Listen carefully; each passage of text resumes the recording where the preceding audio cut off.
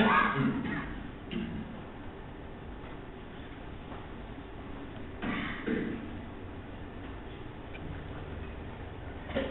ver si ahí me enfocas bien. ¿Está bien ahí? Bueno. Tendría que maquillarme un poco para tratar de... Y no se saque el cuadrado.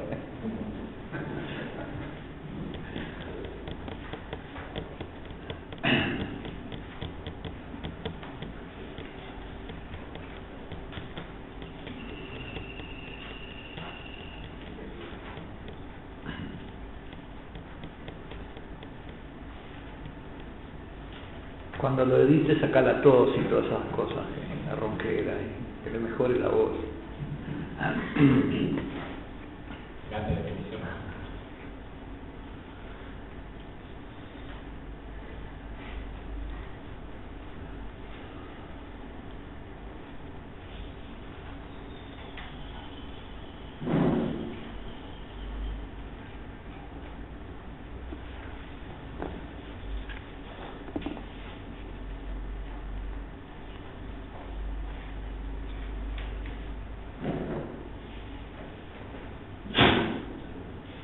Vamos a ir repartiendo,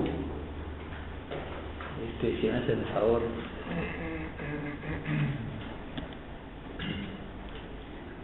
Nos queda ver un poquito, pensar, meditar o contemplar un poco esa última frase de la segunda lección. Vosotros sed perfectos como el Padre Celestial es perfecto. Vosotros pues sed perfectos como el Padre Celestial es perfecto. Muy brevemente lo voy a ubicarlo para medir la importancia que tiene esa frase ahí para la nueva ley, ¿no?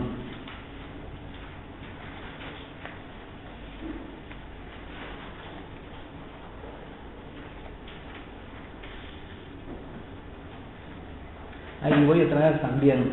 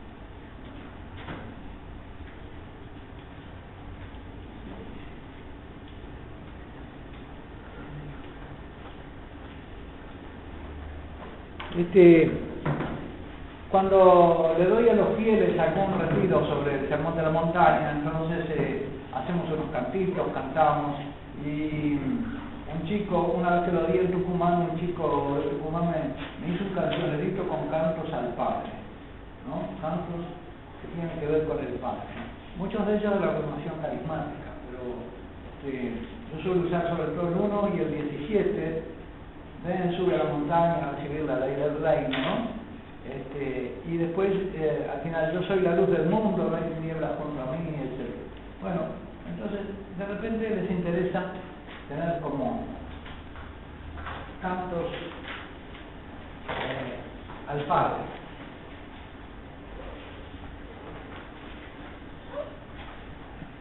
Para ampliar el repertorio, con cantos al Padre. Ayer hablábamos de que el Padre es el gran ausente, ¿no?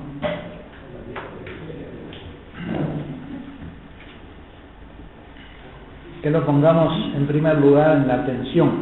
Si no está el padre, no hay hijos. Entonces, un cristianismo sin padre es la Revolución Francesa, una fraternidad sin padre.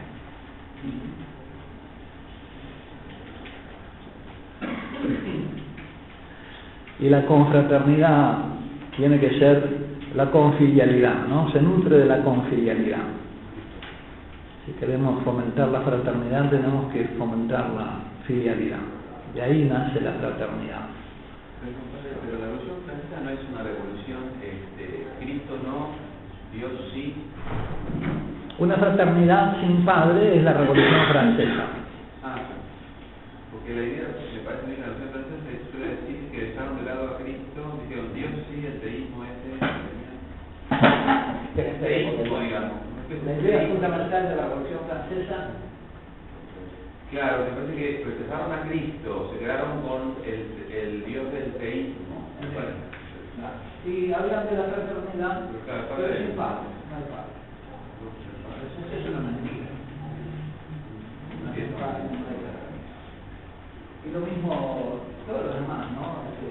Son plagios de cosas del cristianismo. Bueno, vamos a ver entonces, ser perfectos como vuestro Padre Celestial es perfecto.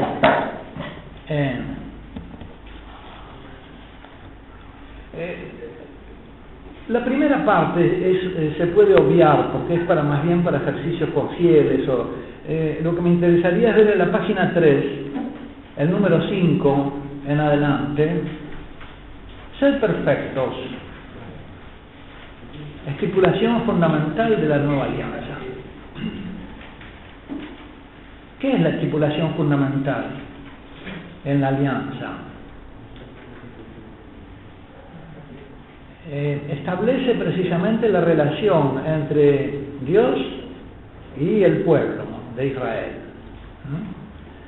Y por lo tanto la estipulación fundamental de la antigua alianza es ser santos porque yo, vuestro Dios, soy santo. Esa es la estipulación fundamental. ¿Y por qué Él es santo? Porque siendo el trascendente se ocupó de ese pueblo, hizo alianza con sus padres, lo sacó de Egipto, lo llevó a una tierra que emana leche y miel. Por eso es santo. Y entonces el pueblo tiene que comportarse en consecuencia, de acuerdo a la cercanía de ese Dios, tener en cuenta que ese Dios ahora es miembro diríamos que es miembro del pueblo, es pariente, se ha hecho pariente del pueblo.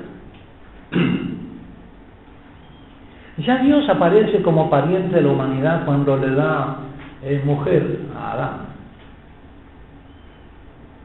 Digamos el primer parentesco, cuando no hay nadie que le dé mujer, cuando no hay suegro, ni hay yerno, ni hay cuando no hay suegro y no hay cuñado que le dé mujer al primer hombre, normalmente el hombre entra en una estructura de parentesco a través de precisamente el matrimonio, de la alianza matrimonial, y recibe de alguien su mujer, y entra en relación de parentesco con ese alguien.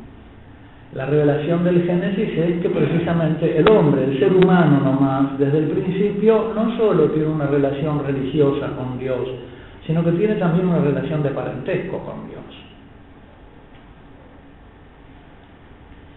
Así que Dios de alguna manera entra también en el parentesco. Y eso se ve en el pueblo de Israel mucho más claramente, porque Dios es pariente, se comporta como el pariente. El Goel es el pariente poderoso que protege a los parientes débiles. Y el título de Goel se le aplica tanto a Dios como a Booz en el libro de Ruth. Booz es el Goel. ¿Por qué? Porque le da porque cumple los deberes del pariente piadoso. Le da descendencia al pariente muerto, porque toma a Ruth por parentesco, por levirato, se casa con Ruth para darle descendencia al pariente muerto. Y además compra las tierras de los muertos para que no salgan de la parentela. Él se comporta Hay, sin embargo, en el libro de Ruth otro poder que tenía más cercanía y que hubiera podido, ¿no?, ejercitar su bailato, pero no lo hace para no perjudicar sus bienes. Y ese es un fulano del cual no se guarda memoria, porque no cumplió con sus deberes de piedad. De modo que Dios se comporta en el pueblo de Israel como un goel y le asegura precisamente la descendencia y la tierra para alimentar a los hijos. Dios es pariente en el Antiguo Testamento y en el Nuevo es más que pariente, es padre. Pero entonces la estipulación fundamental de la antigua alianza es: sed santos porque yo, vuestro Dios, soy santo. Y acá Jesucristo la transforma llevándola a su cumplimiento. Este es otro de los momentos en que Jesús no solo no viene a abolir la antigua ley, sino a llevarla a su cumplimiento. Pero ¿cómo la lleva a su cumplimiento? Que ya no se trata de un Dios pariente, sino del Padre. Vosotros podéis ser perfectos como vuestro Padre Celestial es perfecto. ¿Y qué? Perfectos en la caridad, perfectos en el amor, pero en el amor filial paterno, porque no es un amor de cualquier tipo, es un amor de parentesco, y es un amor de parentesco filial paterno. De modo que se recibe la perfección del Padre. Y esa perfección, por supuesto, que no es la perfección divina. Eso lo podrá comentar Santo Tomás, ¿no? Se trata de una especie como de maximum potencia. Es lo más perfecto que yo puedo ser, dada mi condición, pero también teniendo en cuenta el Espíritu Santo que recibo. Y sobre todo quitando los impedimentos. Es decir, moderando en mí aquello que es impedimento del amor. Una colaboración industriosa con la generación divina. De mi parte, entonces, combatir la ira, combatir la lujuria, combatir el espíritu de mentira, tener en mi corazón el celo por la gloria del Padre, evitar también el pecado ajeno, los adulterios de otros, no dar motivo de que el Padre sea ofendido, y amar por fin a los enemigos, vencer el mal con el bien. Entonces estamos ante una estipulación fundamental de la nueva alianza, que Lucas va a expresar como ser misericordioso, como vuestro Padre Celestial es misericordioso, y San Pedro, en la primera Pedro 1:15, va a decir: sed pues santos porque vuestro Padre Celestial es santo. Es decir, con la santidad del Padre. Santificado sea tu nombre, no, con la santidad del Padre. Es decir, con la cercanía del Padre, que es más que la cercanía del Dios pariente del Antiguo Testamento, que aseguraba bienes de este mundo, porque aseguraba descendencia e hijos. Bienes de este mundo, de esta tierra. El Padre nos va a asegurar bienes de la vida eterna. Hay una vida mejor y por lo tanto también una reciprocidad distinta. Sed perfectos como vuestro Padre Celestial es perfecto. 5.1. Esta palabra de Jesús es la estipulación fundamental de la nueva alianza y viene a dar cumplimiento, no a abolir, sino a realizar plenamente las antiguas fórmulas. ¿Qué quiere decir estipulación fundamental? Lo que suelen llamar los estudiosos el primer mandamiento o estipulación fundamental es una fórmula que en los así llamados formularios de alianza o pactos de alianza, también del mundo político, ¿no? Lo que hacía el emperador con los reyesuelos vasallos era un pacto en el que había una estipulación fundamental, un prólogo histórico al que se contaban todos los beneficios que ese rey le había dado a los reyes vasallos, y después una cantidad de normas y reglas que eran lo que en consecuencia los vasallos tenían que hacer con el rey: acompañarlo en las luchas, en las guerras, defender, etc. Así que hay como una semejanza entre esos pactos de vasallaje del antiguo Oriente y estos pactos de vasallaje en que el pueblo reconoce como monarca a Dios, no a ningún monarca terreno. Y por eso es una teocracia.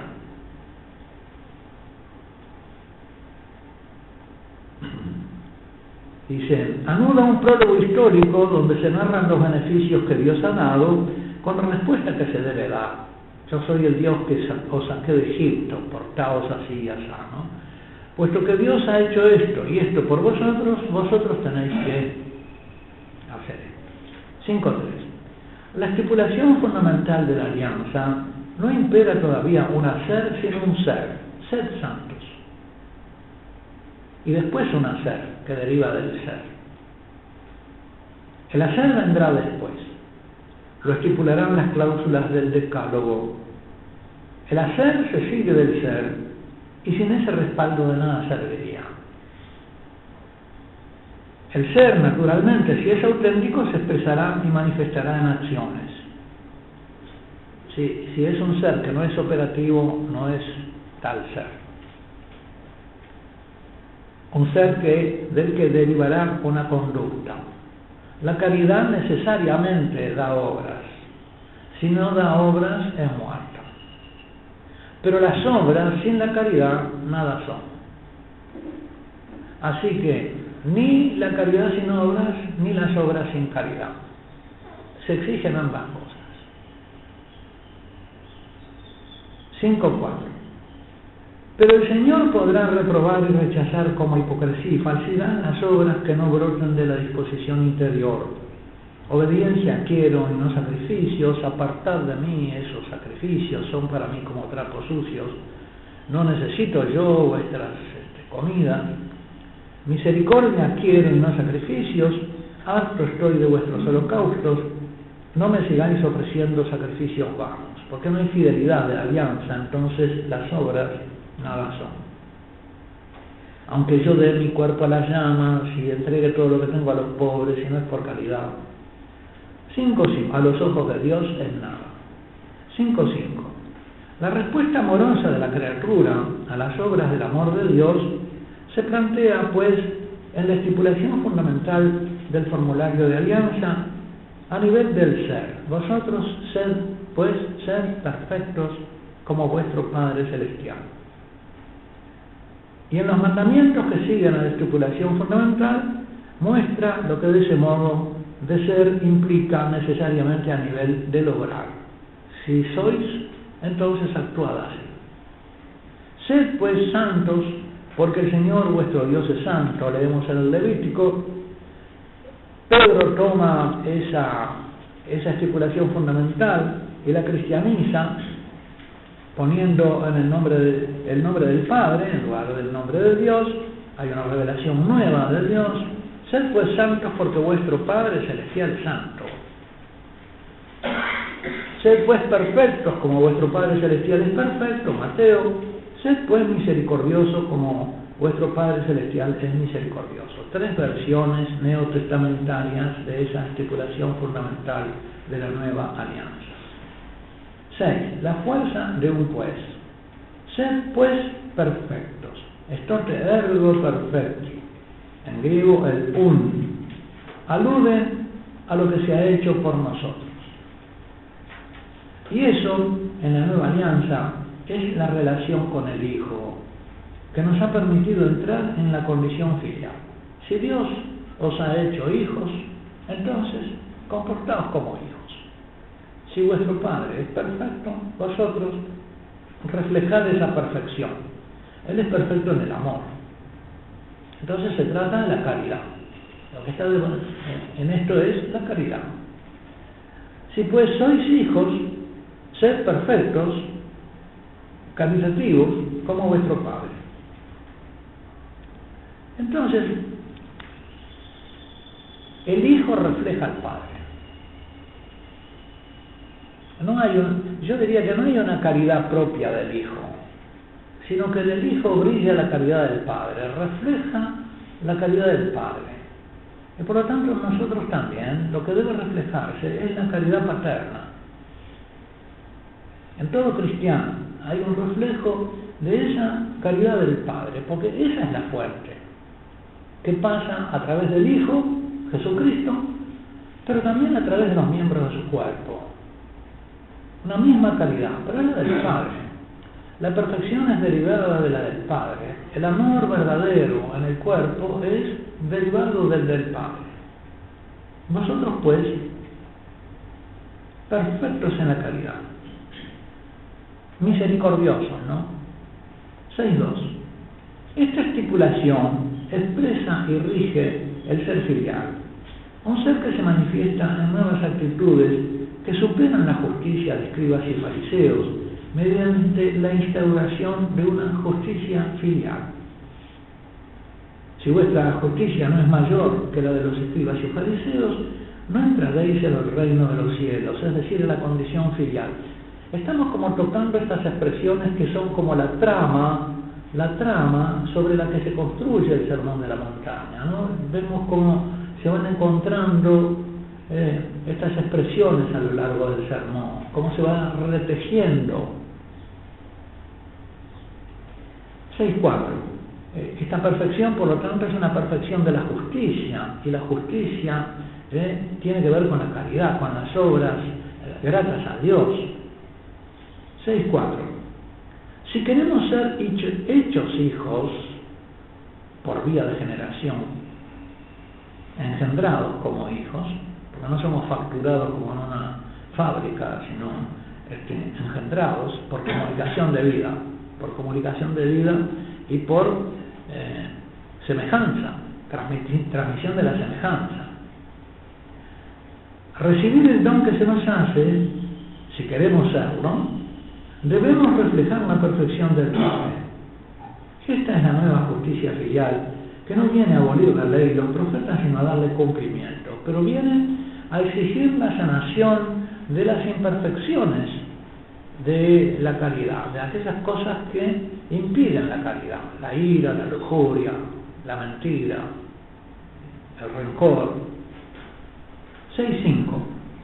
Para que seáis hechos hijos de vuestro Padre que está en los cielos.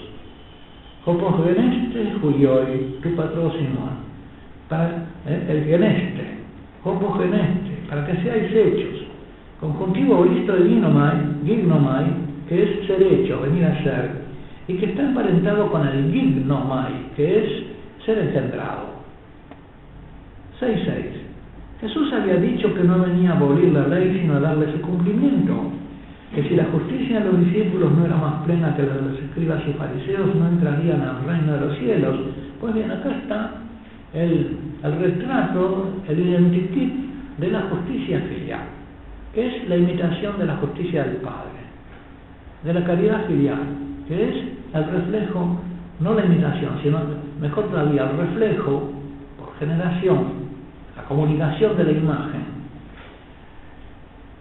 Y luego, porque siempre en el lenguaje queda muchas veces una cierta ambigüedad que favorece la intelección pelagiana de las cosas, como si estas cosas que son obra de la gracia pudieran ser obra de un esfuerzo moral puramente, ¿no?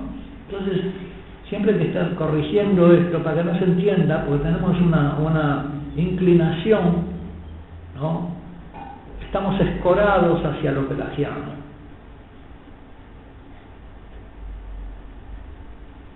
6.7. Todo ese pasaje culmina con este pues. Vosotros pues. Habéis oído que se dijo, pero yo os digo, habéis oído que se dijo.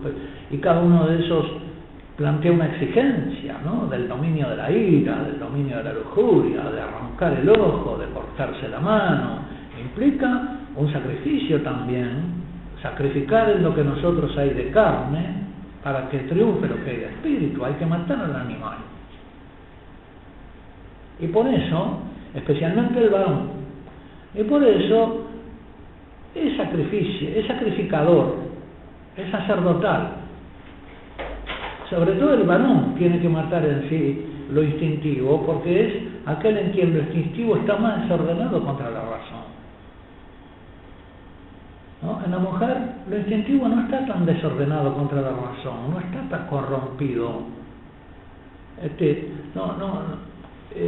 Se desordena de otra manera el alma de la mujer. En el varón se desordena de manera que cae hacia el polo instintivo y pierde el dominio de la razón, el polo instintivo. El animal se revela y se libera.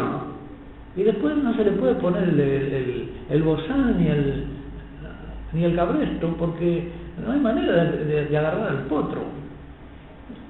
Uno levantó la tapa del sótano y se escapó el tigre, o se escapó la serpiente, y después no lo mete más.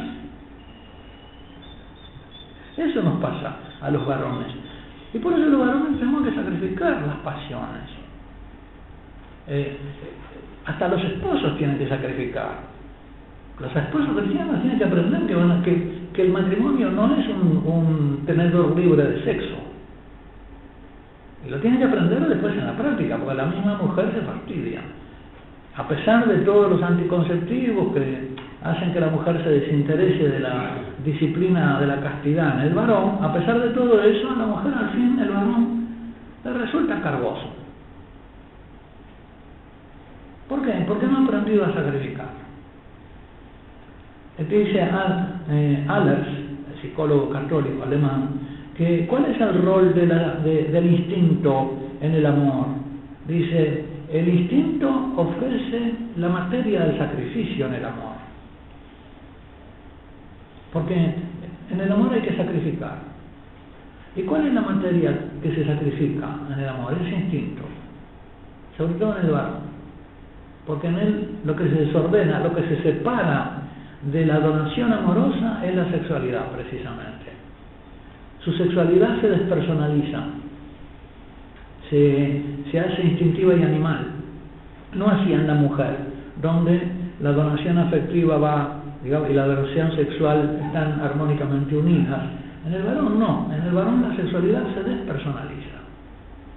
Y por eso el varón es polígamo, potencialmente polígamo. Es la mujer la que lo tiene que ayudar a hacerse monógamo a través de la amistad, ¿no? Exigiéndole de alguna manera y captándolo. Es precisamente dentro de la amistad donde la sexualidad del varón se humaniza y donde se logra la castidad.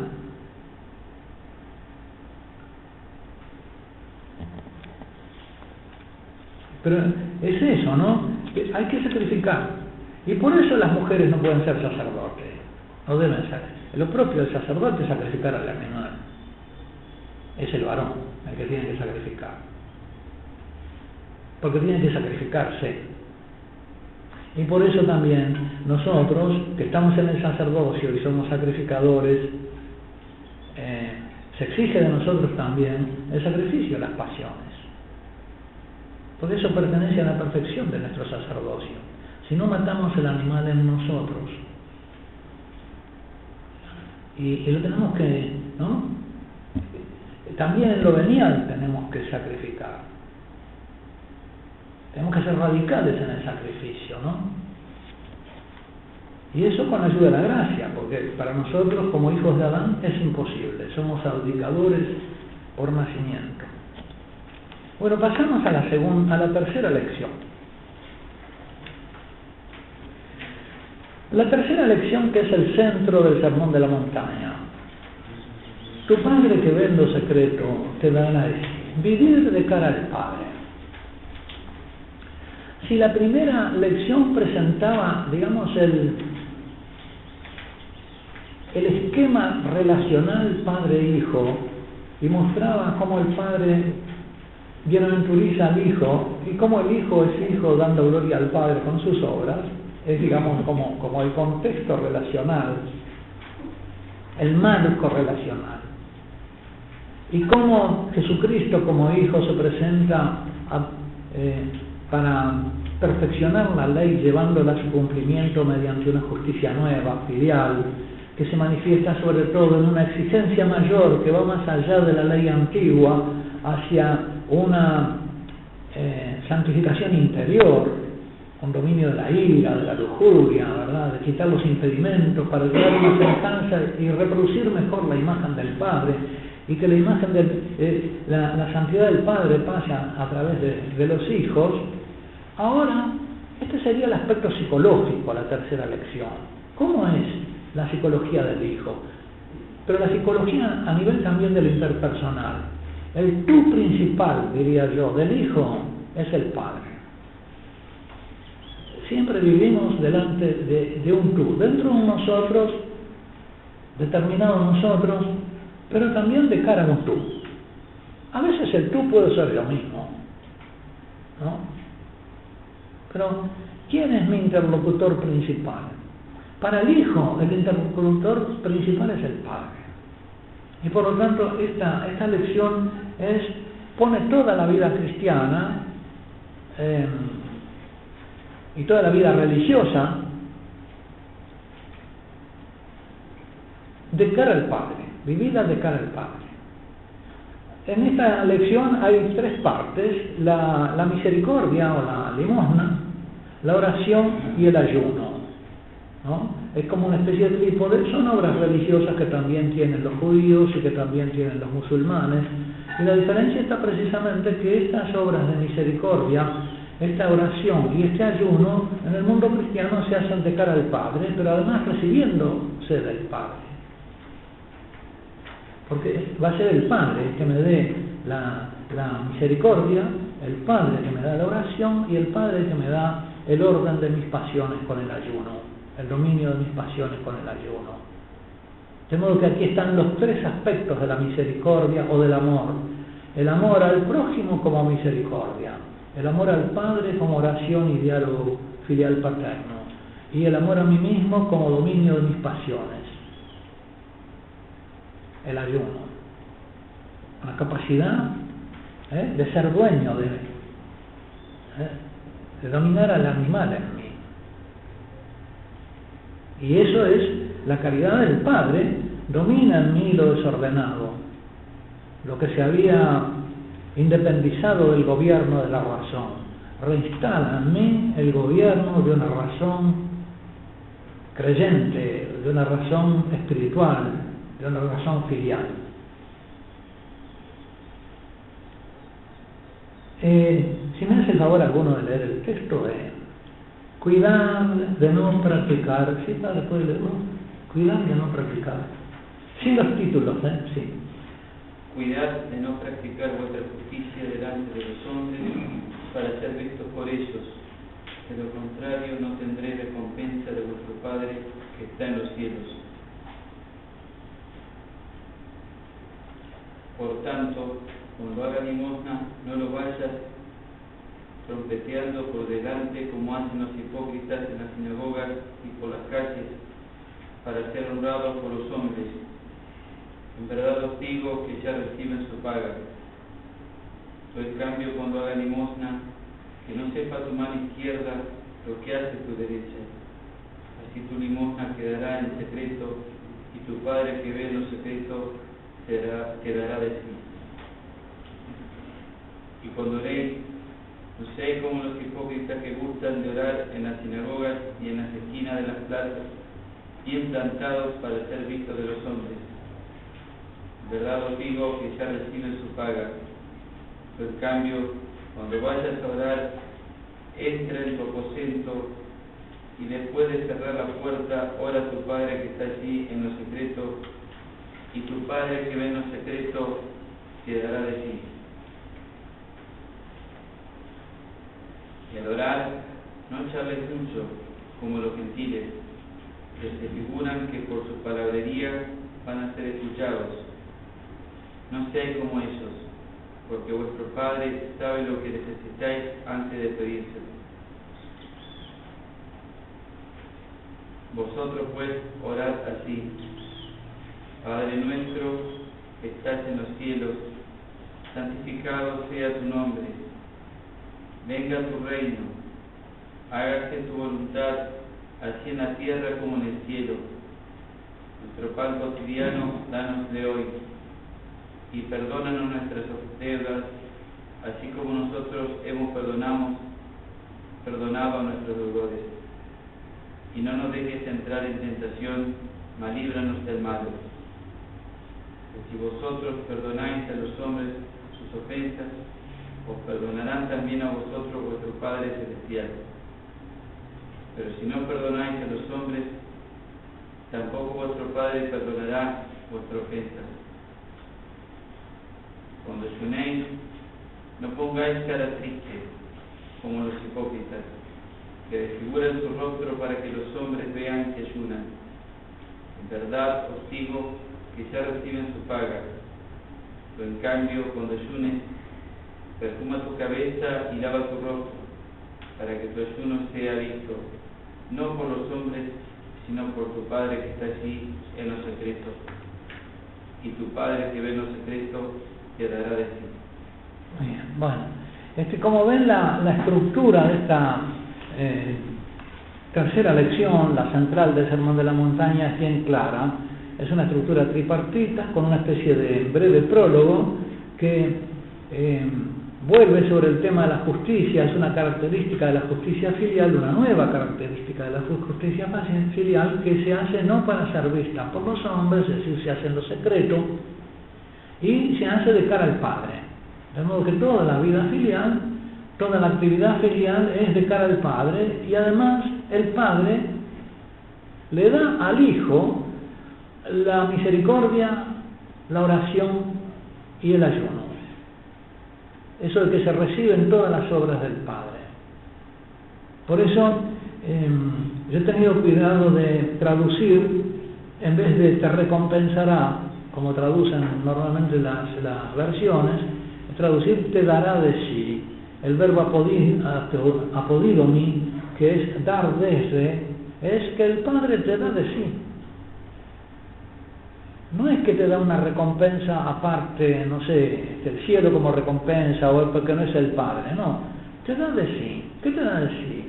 En las obras de misericordia, la misericordia.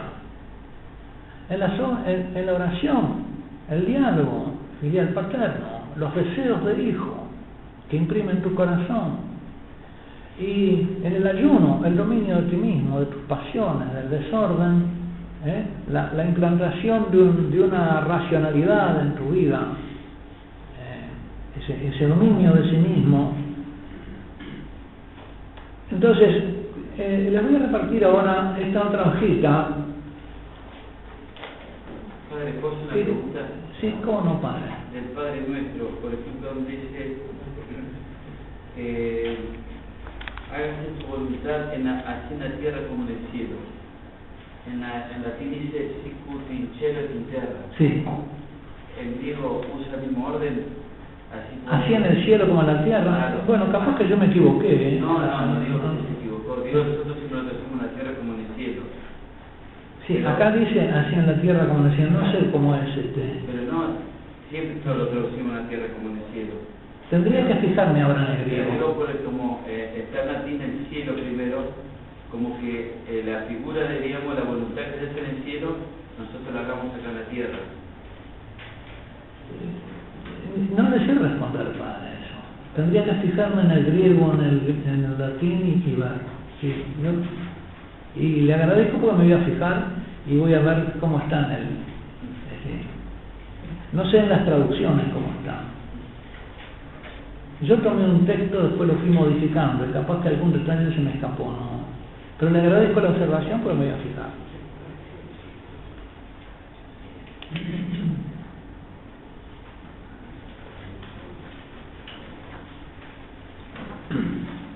Ahora, no sé, volviendo sobre eso, que se haga en la tierra como se hace en el cielo, ¿no?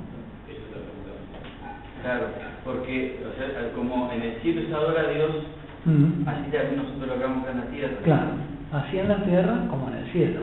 Así en el cielo como en la tierra. Como en el cielo hacen las obras.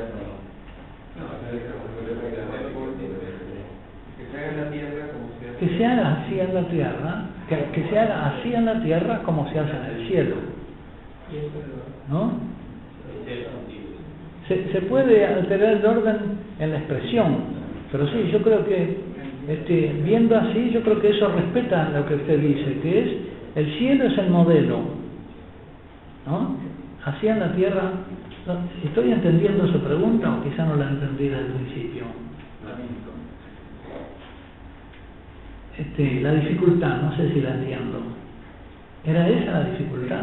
y le parece que así esto respetaría, entendido así, que se haga en la tierra como se hace en el cielo, así en la tierra como en el cielo.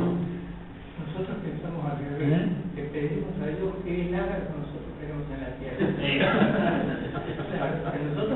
Que Él haga su voluntad en la tierra como en el cielo. Para que Dios le dé una cosa. Al revés. Si no se lo dejamos hacer nosotros. Por eso digo, está perfecto. Nada más nosotros lo hacemos al revés. Sí, viejo, pero vos sos buena, dámelo. Quizás lo charlamos después, padre, porque sí, no sé si yo entiendo bien la dificultad.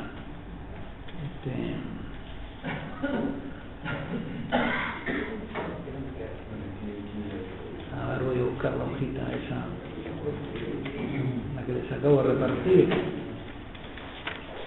Tu padre que ve los secretos te da así. No, está bien, padre. Ese lo pone en todo caso en el fondo. Bueno, la hojita esa tiene guardaos, atender. Segundo, no practicar vuestra justicia delante de los hombres para ser vistos. 3, la recompensa, como el trato de hijos. Y tu padre que ve los secretos te recompensará, que éste dará de sí. Y después unos comentarios de santos padres que le puse al final para rellenar la hojita, para no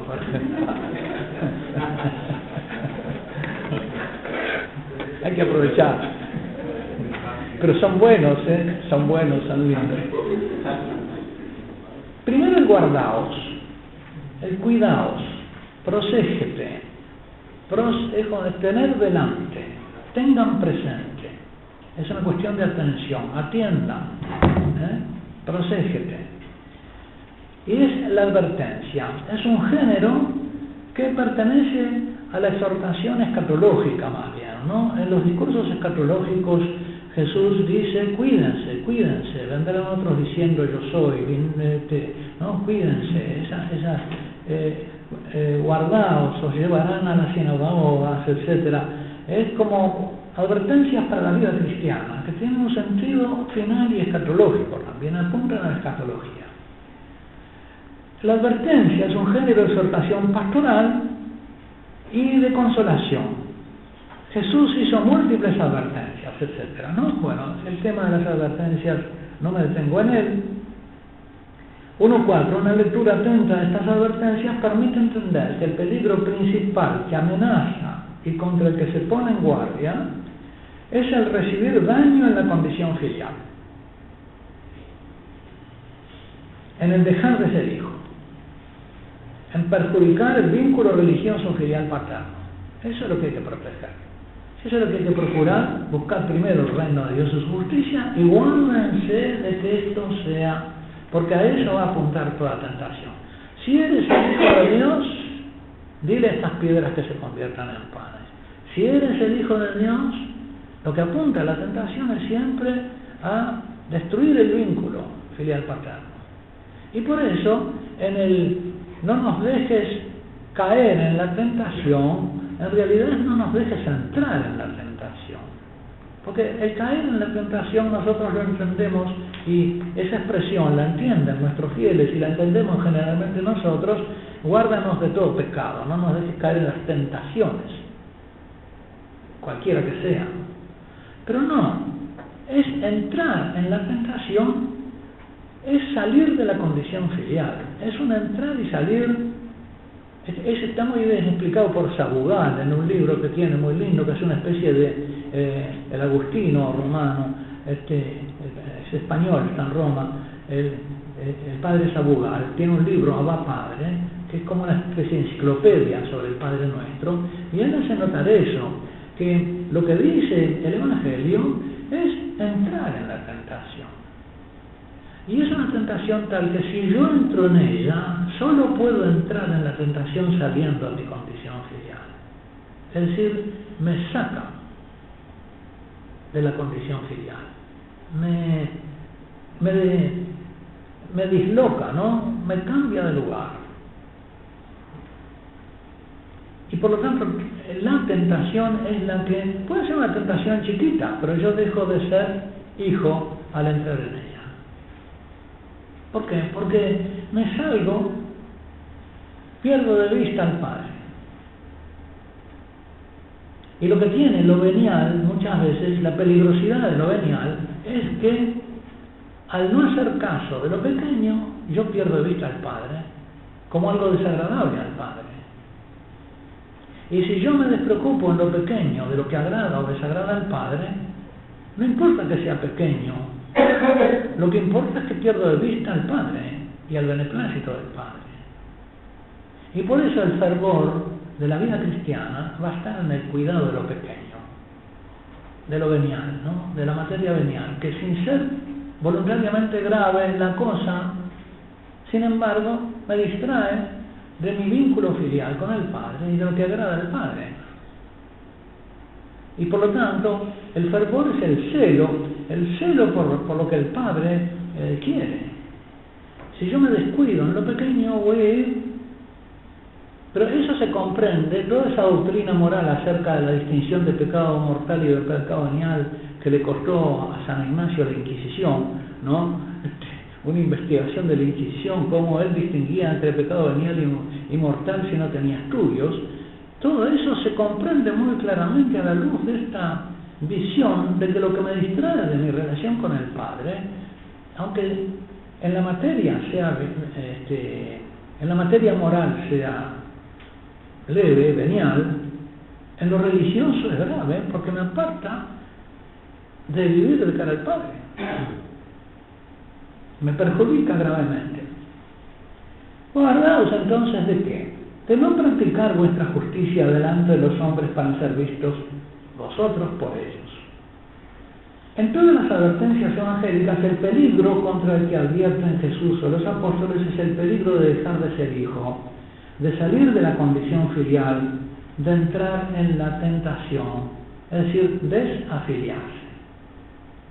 Esto es particularmente claro en esta advertencia de Jesús que nos reporta Mateo 6.1, en la cual Jesús pone en guardia contra la tentación de practicar la justicia filial delante de los hombres para ser visto y apreciado por ellos.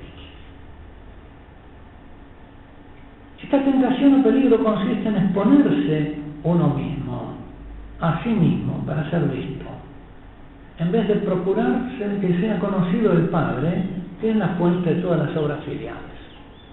En vez de presentar al Padre, me presento yo. Brilla así vuestra luz delante de los hombres, para que vean vuestras buenas obras y glorifiquen a vuestro Padre, porque vuestras obras son del Padre, son dadas por el Padre. 2.2. La razón profunda de esta advertencia está en que para ser y permanecer hijo hay que ser consciente, y no dejar de serlo, de que las obras filiales nos son dadas por el Padre, precisamente por el proceso de divina regeneración, por la gracia de la generación divina. ¿Qué tienes que no hayas recibido?, va a decir San Pablo, ¿no? Siempre acuña estos temas en una frase. ¿Qué tienes que no hayas recibido? ¿De quién? Del Padre. Felizmente lo has recibido, porque si no, no serías hijo. Si tuvieras algo propio tuyo, no serías hijo. Y la dicha es no tener nada propio para tenerlo todo recibido del Padre. Y eso es lo que le permite a los santos humillarse, ¿no? Porque es cederle a los hombres lo que le quitan, porque sabe que el Padre siempre le responde lo que Él quiera. Por eso Jesús se entrega y se despoja. 2.3. El obrar depende del ser y manifiesta el ser. Operar y sequiturese. Si uno se comporta como hijo, es porque es hijo. Si se comporta como si no lo fuera, es porque no lo es, etc. Así lo dice claramente San Pablo a los Efesios. Hechura suya somos, creados en Cristo Jesús, en orden a las buenas obras que de antemano dispuso Dios que practicáramos. Nos predestinó desde antes de la creación del mundo a ser santos inmaculados. Nuestra santidad, nuestras buenas obras están previstas desde antes de la creación del mundo. Las obras filiales, a las que estamos llamados, que el Padre nos tiene preparadas para que lo glorifiquemos con ellas. Y está en nosotros el disponernos para recibirlas. y el no suplantarlas por obras nuestras, por propios planes y proyectos.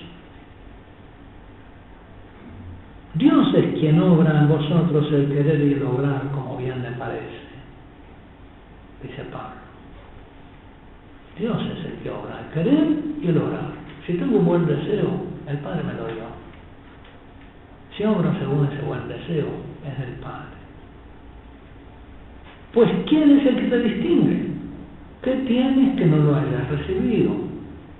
Y si lo has recibido, ¿a qué gloriarse? ¿A qué gloriarte? Como si no lo hubieras recibido. Y por lo tanto, la gloria es para el Padre, porque reconozco que vienes de Él. Y eso es, digamos, la felicidad filial. Poder reconocer que del Padre, en el Padre está mi fuente. Y que no necesito asegurarme a mí mismo, porque la seguridad está en el amor del Padre, que me amó y entregó a su Hijo por mí. 2.5. Esta doctrina se remonta a la enseñanza misma de Jesús. Muchas obras buenas que vienen del Padre os he mostrado.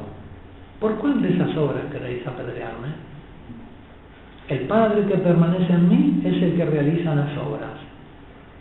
Las obras de justicia filial son obras recibidas del Padre y no de sí mismo como de propia fuente.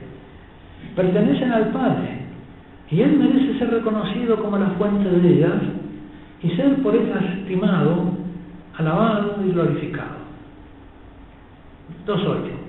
El que busca estima, aprecio, alabanza, gloria por esas obras, el que usurpa lo que pertenece al Padre y por eso mismo deja de ser hijo, y él si se comporta como usurpador o ladrón, deja con ello de ser hijo, o no se está comportando como debería comportarse según lo que es por bautismo. No está apreciando su propio ser y está abdicando de su ser de hijo. Al dejar de ser hijo se priva de lo que como hijo le habría correspondido recibir del Padre, porque él no se dispone a seguir recibiendo del Padre. No atiende a lo que es del Padre y a lo que es de él. La recompensa. Y la recompensa acá yo traduzco porque en el texto, en los textos se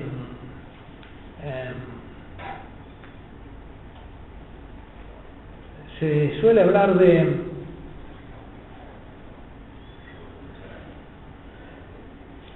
si estaba leyendo al otro lado. Dice en el 6.1, ¿no? Cuidad de no practicar vuestra justicia delante de los hombres para ser vistos por ellos, de lo contrario no tendréis recompensa, mistos en griego, ¿no? Recompensa de vuestro Padre que está en los cielos. La recompensa hay que entenderla, como vamos a ver, como el trato de hijos. De lo contrario no tendréis recompensa. ¿De qué tipo de recompensa se trata? Lo que afirma este versículo es lo mismo que Jesús advirtió antes. Si vuestra justicia no es mayor que los escribas y fariseos, no entraréis en el reino de los cielos, es decir, en la condición filial. Esta es la recompensa, la condición filial misma. Aquí también el premio, la recompensa es la misma condición filial, el mismo vínculo con el Padre, el mismo recibirse a sí mismo del Padre por divina regeneración. Lo que en otros lugares se llama la herencia. Yo aclararía todavía esto en otra versión corregida. Es el trato de hijos que me da el Padre. En los diccionarios de griego se ve que el mistos dice que puede ser algo que se le dé a uno por una prestación, que puede ser dinero, pueden ser cosas, pueden ser lo que sea, pero también puede ser el trato, el mismo trato de hijo. Se me trata como hijo. Cuando me comporto como hijo, se me trata como hijo. Cuando no me comporto como hijo, no se me puede tratar como hijo. Sería injusto de parte del Padre tratar de la misma manera al que se comporta como hijo y al que no se comporta como hijo y darle a todos el mismo trato. El término griego mistos tiene dos principales acepciones. Según la primera acepción puede designar el salario, la retribución debida a alguien en justicia por una prestación, servicio o algo que ha hecho. La segunda acepción designa lo que le corresponde a alguien por ser lo que es, o por ser quien es, por su condición. Esclavo, hijo, esposo, esposa, padre, amo, vecino, y a cada uno se le debe un trato diferente, y eso pertenece a la justicia, darle a cada uno lo que se le debe, el trato. En castellano podríamos decir el trato de hijo. De lo contrario, no recibiréis de vuestro Padre Celestial el trato de hijo. En esta segunda acepción es que Mateo usa la palabra mistos cuando dice algo más adelante en su Evangelio: quien reciba a un profeta por ser profeta, recompensa, mistos, trato de profeta recibirá. Y quien reciba a un justo por ser justo, trato de justo recibirá. Y todo aquel que debe beber tan solo un vaso de agua fresca a uno de estos pequeños por ser discípulo, os aseguro que no perderá el trato de discípulo. Será tratado como discípulo. Mateo 25. En el versículo de Mateo 6.1 que estamos comentando,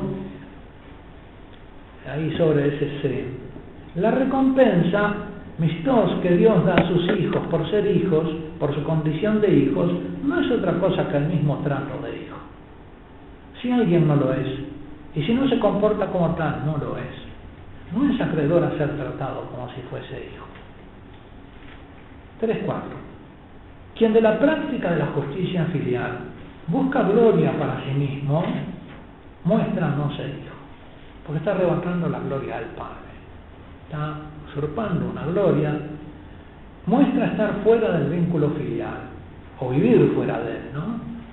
Porque quien busca su propia gloria y no la del Padre, no vive como el Hijo, no vive como hijo. Así de sencillo. La esencia de la justicia filial, vuestra justicia, consiste en vivir para la gloria del Padre. Por eso, San Ignacio, ¿no? Para su mayor gloria y alabanza. Al mayor en Dei gloria. Cuando dice Dei es el Padre. Dejando en manos del Padre la gloria propia. Y aún aceptando la humillación propia para glorificar al Padre, como el Hijo. 3.5. Esa es la conducta del Hijo tal como la celebra el himno a los filipenses. Tened en vosotros los mismos sentimientos que Cristo Jesús, el cual siendo condición divina, etc. 3.6. Y termina para gloria de Dios Padre. El himno culmina para gloria de Dios Padre. Todo, la humillación y la exaltación del Hijo es para gloria del Padre. 3.6. Y todavía, la humillación es para que el Padre lo pueda exaltar y se pueda mostrar Padre. 3.6. Aún la gloria que el Hijo recibe al ser exaltado por el Padre como mistos, como trato de Hijo, lo que el Padre reconoce que le corresponde por su humillación filial, redunda en gloria del Padre, porque se manifiesta Padre. Y hasta el mismo reino que recibe el Hijo, no se lo guardará el Hijo para sí, sino que lo entregará al Padre. El Hijo no quiere nada para sí, no quiere el reino para sí. Se le encomienda conquistarlo, pero no para sí, sino para entregarlo al Padre. Cuando entregue a Dios Padre el reino, después de haber destruido todo principado, dominación y potestad. Esto es tan así que la misma venida gloriosa del Hijo del Hombre rodeado de sus ángeles no es vista como algo suyo, sino como gloria de su Padre, porque ha de venir el Hijo del Hombre en la gloria de su Padre con sus ángeles, no en su gloria, en la gloria de su Padre con sus ángeles. Y tu Padre que ve en lo secreto te dará de sí, apodosei, el verbo podidomi, que es, didomi es dar, y apo indica el origen, ¿no? Ex, ¿de dónde se da? Apo, de lo suyo, del Padre. Considero que el pasaje de Mateo 6, 1, 17 es el centro y como el corazón del Sermón de la Montaña, en cuyo centro está a su vez la oración de los hijos, el Padre Nuestro. Si en el resto del sermón Jesús nos habla del Padre como de Él, aquí nos presenta al Padre como tu Padre. Hay como una profundización en la intimidad, y además en el resto del sermón habla a vosotros, aquí como que se dirige a cada uno, a ti, tu Padre. Y nos enseña a hablar con Él como tú, manifestándole nuestros deseos filiales. No cualquier deseo, sino los filiales, los que caracterizan el corazón del Hijo. De modo que el Padre Nuestro es como una escuela de los deseos del corazón filial. La estructura misma del Sermón de la Montaña pone de manifiesto que el Padre Nuestro es el corazón de todo el sermón, la gran iniciación cristiana al trato filial con el Padre. Ese trato es el secreto de los hijos y está destinado a ser y permanecer secreto. Así lo entendían los cristianos con la disciplina del arcano. 4.3. El mistos, la recompensa, es pues el mismo trato filial, lo que le corresponde al hijo por ser hijo.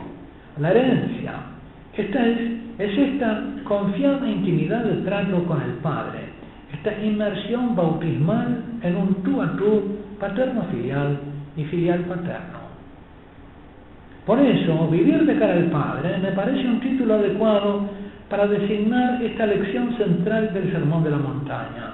Es un vivir de cara al Padre bajo la mirada del Padre que sucede en el secreto interior de la conciencia, en la raíz más profunda de la orientación vital. Consiste en tener al Padre como el tú principal, al que se está autorreferido, y por eso mismo hecho hijo. En el seno de esa relación íntima y secreta, de ese trato filial paterno, se es engendrado como hijo. De ella brota todo el actuar filial, y en ella tiene lugar la filialización, la divina regeneración. Este es el tesoro escondido, este es el reino. El que encuentra esto, lo tiene todo, y lo deja todo por esto. La generalidad de las versiones traducen mistos por recompensa y consecuentemente traducen el verbo apodosei por recompensará, forma declinada del verbo apodidomi. Esta traducción se presta a una mala interpretación que escandalizó a Kant y lo indujo a entender que la moral evangélica era una moral interesada, cuyo motivo para hacer el bien sería la esperanza de alguna recompensa o provecho. 4.6. Para dar una versión castellana más fiel al sentido general del texto en su contexto, prefiero traducir algo más servilmente, pero más fielmente el verbo apodidomi por dar de sí. Tu Padre que ve en lo secreto te dará de sí. Lo que se recibe del Padre por vivir como hijo de cara a Él en la intimidad del corazón y de la conciencia, lo que se obtiene por buscar su gloria y no la propia, no es otra cosa que la misma vida divina que el Padre da a sus hijos. La comunicación del ser del Padre. El mismo proceso de divina regeneración que tiene lugar en la intimidad del diálogo filial paterno. Lo que se recibe es la perfección de la caridad del Padre anunciada en 5.48. Vosotros pues sed perfectos, porque podéis si sois hijos, como vuestro Padre Celestial es perfecto en el amor. 4.7. Lo que el Hijo del Hombre tendrá en cuenta cuando venga la gloria de su Padre a juzgar a los hombres para darle a cada uno lo que le corresponde es su comportamiento, su praxis, si fue filial o no. Porque el Hijo del Hombre ha de venir en la gloria de su Padre con sus ángeles y entonces dará apodosei, dará de sí. ¿Dará de dónde? De la gloria de su Padre. Acá el verbo apodosei aparece como dará de la gloria de su Padre. Los glorificará con una gloria que viene del Padre. Por eso, para mí esto es evidente, por el uso, ¿no? Por el texto y el contexto, entendiendo el texto a la luz del contexto y de los otros lugares. Esto es, exegéticamente me parece una evidencia. Él te dará de sí y te dará de la gloria del Padre. pero como a hijo, porque te pertenece. A cada uno según su conducta, κατ' πράξη αυτού, si se comportó como hijo o no. Dará de la gloria de su Padre a cada uno según su comportamiento de hijo. Bueno, y después siguen los comentarios de los santos padres. Esto es un poco... ¿Alguna pregunta? Perdón, padre. Discúlpame que me acerque quería porque... codificarlo a Dios, sándwica producción, y el decirlo contrario, no van a decir que voy a codificarlo a Dios, que Dios me da una cosita, claro que sí, mucho más. ¿Qué me puede dar? Si no es el mismo. ¿Eh? Si le das